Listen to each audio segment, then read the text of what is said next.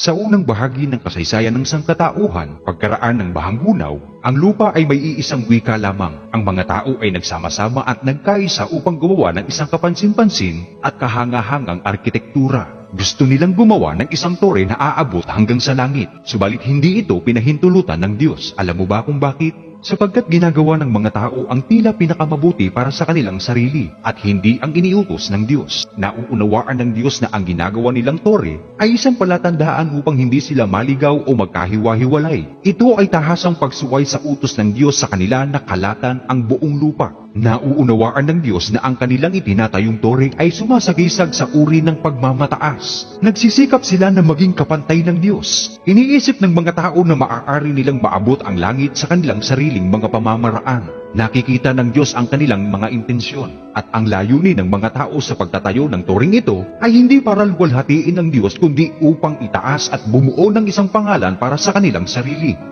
Natatanaw ng Diyos na ang turing ginagawa nila ay aakayin ang tao papalayo sa Kanya. Kaya upang maiwasan ang higit pang pagmamataas, ginulo ng Diyos ang mga plano ng mga tao sa pamamagitan ng paggulo sa kanilang mga wika. At dahil sa hindi na sila nagkakaintindihan, iniwan nila ang lungsod at nagsipangalat sa buong lupa. Kaya ang turing ito ay tinatawag sa pangalan na Babel, sapagkat doon ginulo ng Panginoon ang wika ng buong lupa.